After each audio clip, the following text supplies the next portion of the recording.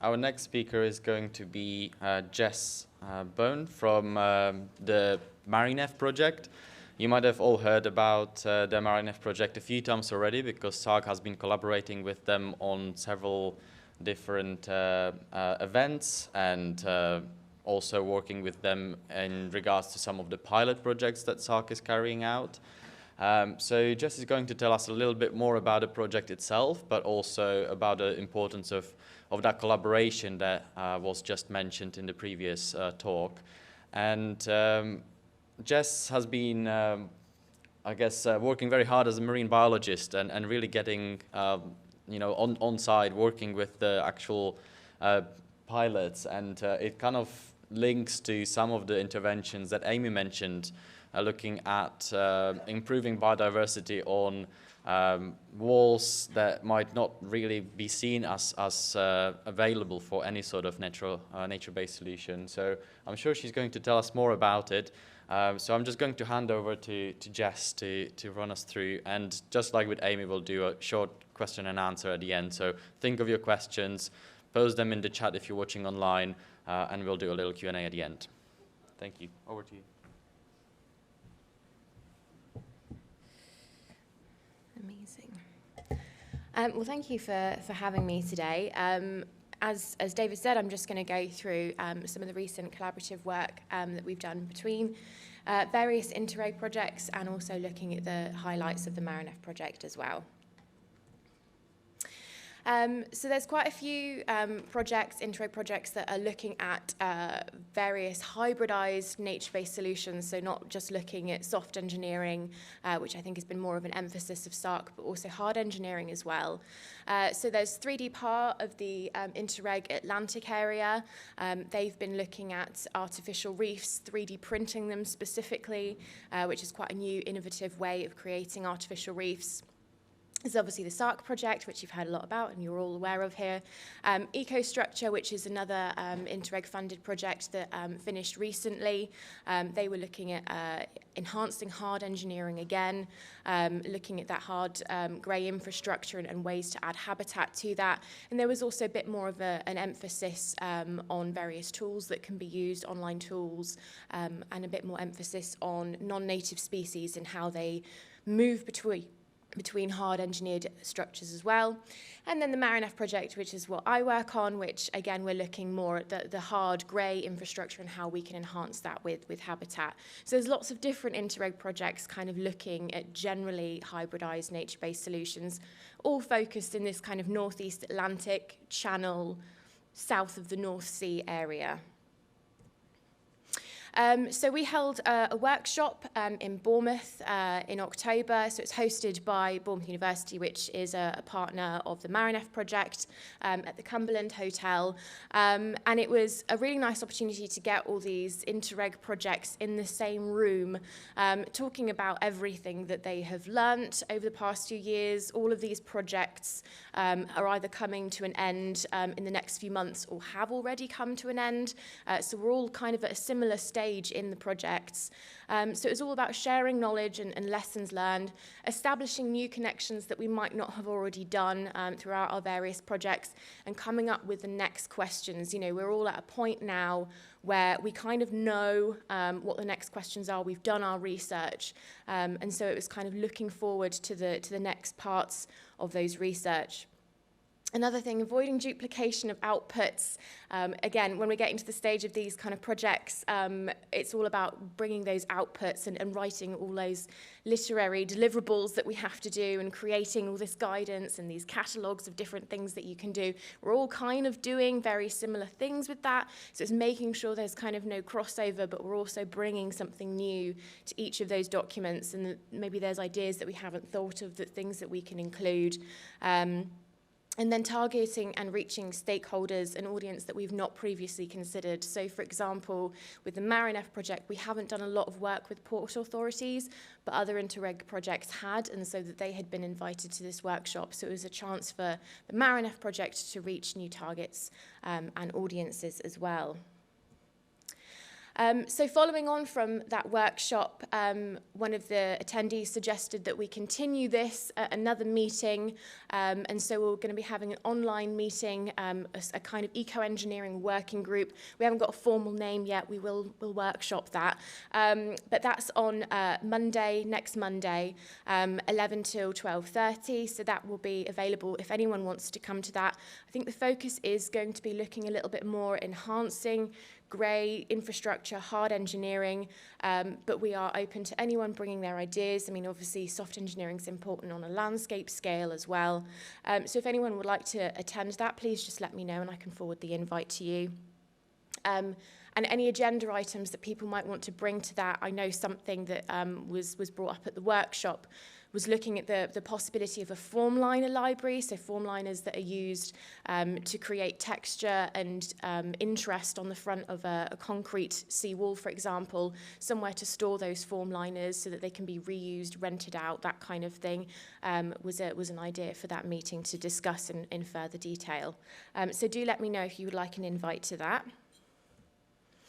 So moving on to the Marineff project, I've got to summarise a 4-year project in the space of probably about 10 minutes. So it's going to be a whistle-stop tour.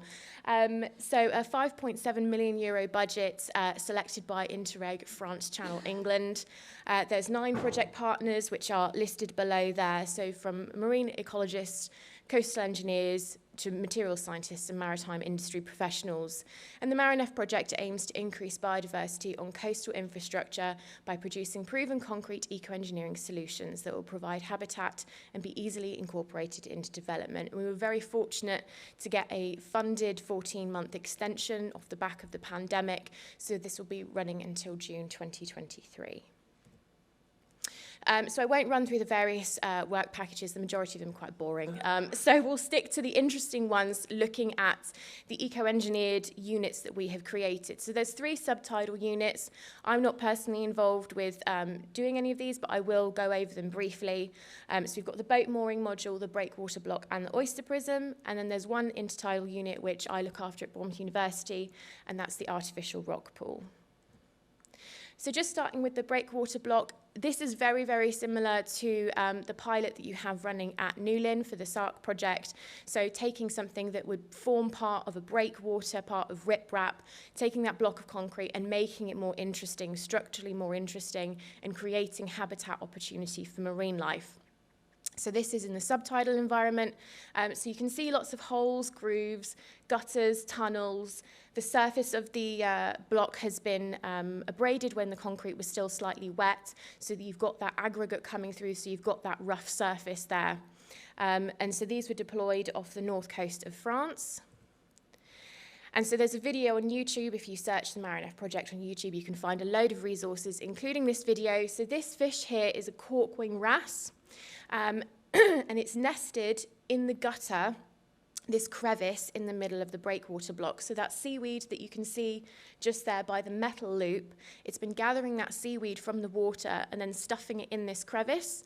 And then a female will swim in, lay her eggs, the male will fertilize them, and then he will stuff another layer of seaweed on top of that. And so in the end, that entire gutter was full of seaweed and eggs from this corkwing wrasse. So if you watch the video online, you can actually see him gathering all the seaweed from the water and tucking it into place.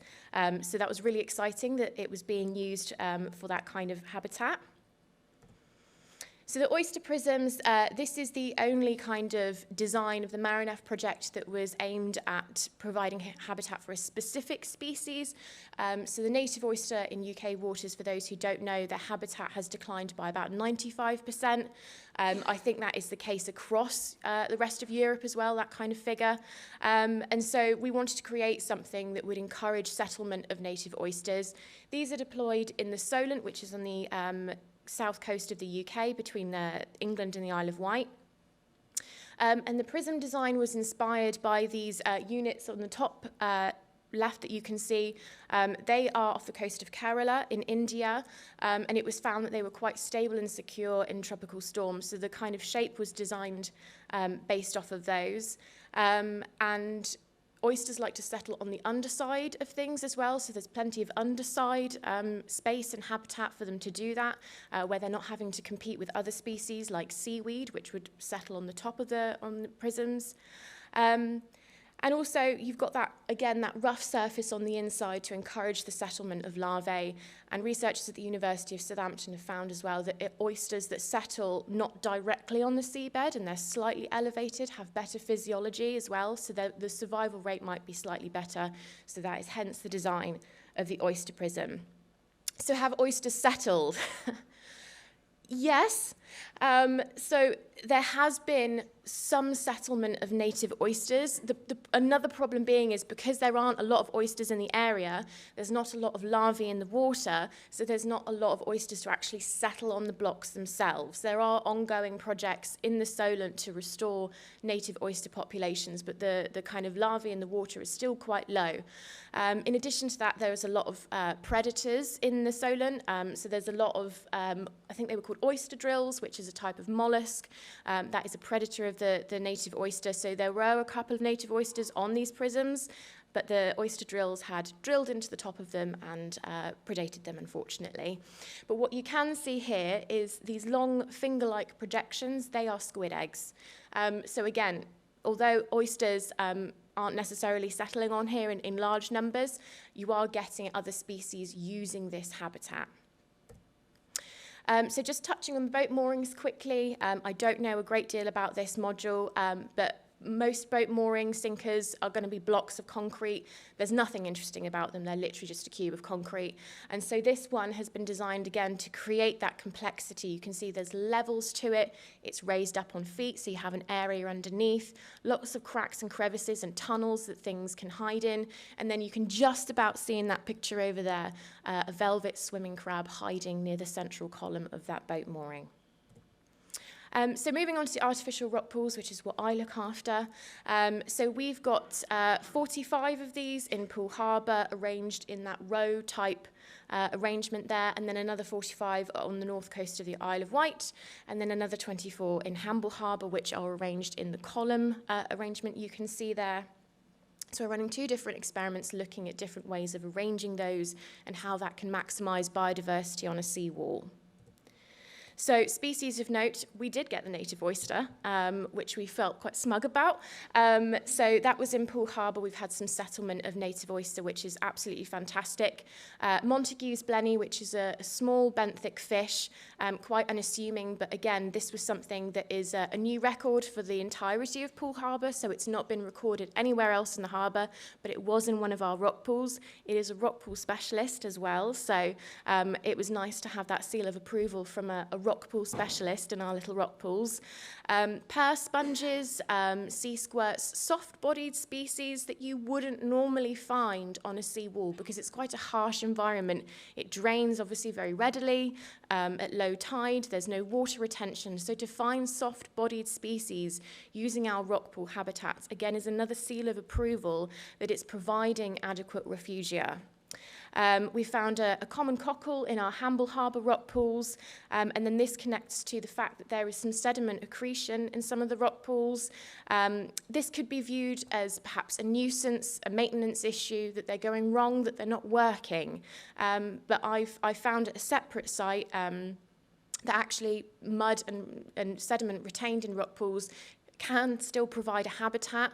There were species in there indicative of a normal estuarine mudflat, so you can still get habitat even if they're filled with sediment. In fact, if anything, you've got a bit of sediment at the bottom, it's just adding habitat value.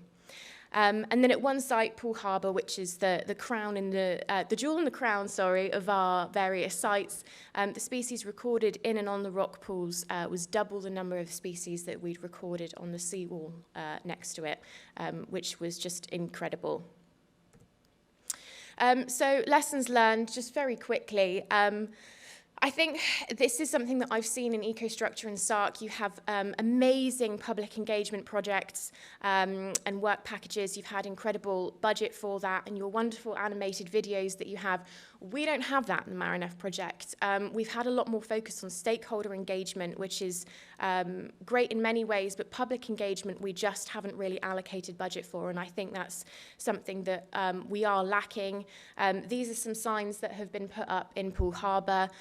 That's just the black tape holding the sign on while the resin sets, so that's not how they're kept up permanently. So I managed to put some budget aside for that to get those signs up with a QR code that takes people to more information, because Sandbanks is a very, very public site. But that is something that I do feel, yeah, the Marineff project is lacking. It would be nicer to have more public engagement, engage with local schools, children, communities a lot more, because a lot of people aren't aware of them. So that is something that I do feel is very important, to connect people to that environment, as everyone I'm sure at SARCC is aware. So our publications and outputs, again, because we don't have a lot of public engagement, it's more scientific papers. I'm hoping to try and find a way to translate that to kind of a lay audience a bit better over the next coming months. But we've got 9 scientific papers to date, with more on the way, which you can find by scanning the QR code, or for the audience online, you can go to our website, the Marineff Project, and then click on the resources page.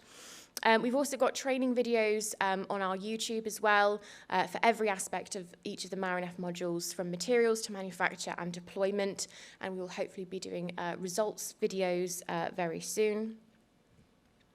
And then finally, just the invitation to our final event, the final Marineff Symposium. That will be in March next year in the University of Portsmouth. It will be free to attend. It will be fully catered. There is a tour of the Mary Rose Museum as well. And this will just give an overview of everything that we've done with the project, very much like this event, where it's kind of all about SARCC and what you guys have done. This will be the same, but with Marineff. So if you would like to come to that, just RSVP to my colleague Ken Collins at the University of Southampton at the bottom there. And I think I've just about kept to time, so thank you very much for listening. You can find us on social media, YouTube, and we have a quarterly newsletter as well. So thank you very much for your time.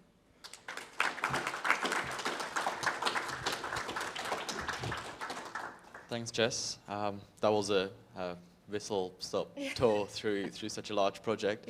But we have a few minutes for some questions. So does anyone in the room have anything to ask? There's Justin over there. So.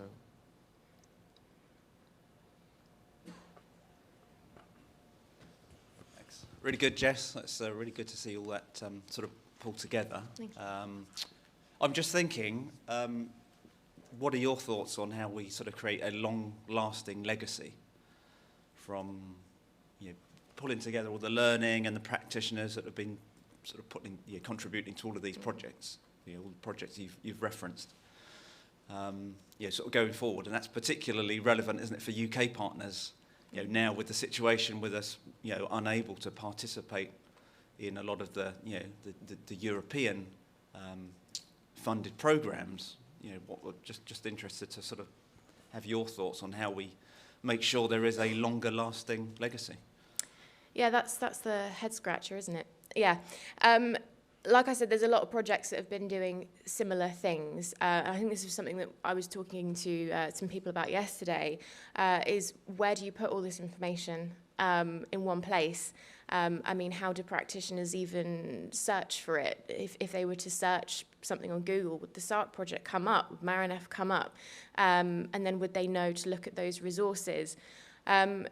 It is the big question. Where do you put all of this for a kind of legacy use and use to different audiences and practitioners? I think that's something we're going to discuss at the meeting on Monday next week, to try and figure out somewhere that can do that, because of course any online storage of any kind, whether it's just a website or something like that, requires funding, it requires management and someone to do that. So who's going to do that? you know? I think that's been something that a lot of people who work in engineering have always kind of thought, where is this going to be? It's always all this information and guidance is in disparate websites here, there, and everywhere. So that is a big question going forward. Where do we put all this information so that it is accessible? Something that Amy Pryor, there you are, was just talking about with the Coastal Networks website, maybe something like that, where there's a dedicated page that signposts the different projects, has PDFs uploaded onto there, and that was something I was going to mention potentially to Amy, but something like that would be really useful. But yeah, it's one of the big questions about these projects at the end of them. What do we do with all this information, and where do we signpost? How do we signpost people to it once the projects have ended? The question continues. Do you think we need like a host organisation within the UK, but then we want to sort of keep that cross-border exactly, yeah. I mean, element obviously, as well? all of these projects were EU funded, so yeah. I'll just leave it there. Do we have any more questions in the room? Or perhaps someone online has asked anything, Will? They have, okay. So we have maybe 1 or 2 questions because we are running slightly behind. So. Sorry. Yeah, I've just got a couple here. One of them asking about if you've been able in any way to assess the carbon sequestration or storage impact of these interventions. So I know this is something that has been looked at a little bit more, I believe, with the breakwater blocks with the University of Caen. But I think data analysis is still ongoing. I know that we are looking at biomass, and potentially that could be looking at translating to carbon sequestered with the artificial rock pools. But of course, it brings up the question of use of concrete, which I know is always something that's asked. How can you be using concrete that's such a carbon-intensive material? So we have tried to mitigate that where we can. So we've used low-carbon concrete and recycled materials. So the concrete used in all the subtidal units contains crushed shell aggregate. But in terms of carbon sequestration, that's ongoing.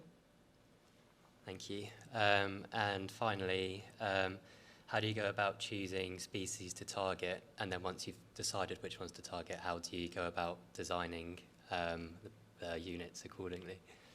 So I think for the oyster prisms, because the University of Southampton is obviously well placed near the Solent, I don't know where the person is asking this question, but the University of Southampton is next to the Solent, and there was already ongoing work trying to restore native oyster habitat in that area. There used to be a massive native oyster reef in the Solent, which is no longer there.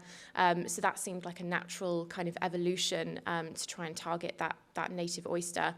And I know kind of going forward, when you're thinking of food security and what you can provide in the UK, oysters, it's a no-brainer really. So I think that was the main target there. I think for the other modules, it was more just a case of let's see what we find. And I know with the rock pools, it was a real joy and surprise to find native oysters, because there's always that moment of, is it native, is it not? And then we're sending photos away to experts to make sure it's definitely native, and then they come back and say, yes, it is, and there's a big celebration. So the other modules didn't really target any specific species, but it was more to enhance the general ecology of wherever they were put. And so I guess that makes it easier in terms of when you get something interesting come along. It feels like a real win because you weren't necessarily expecting it. Brilliant, thanks very much.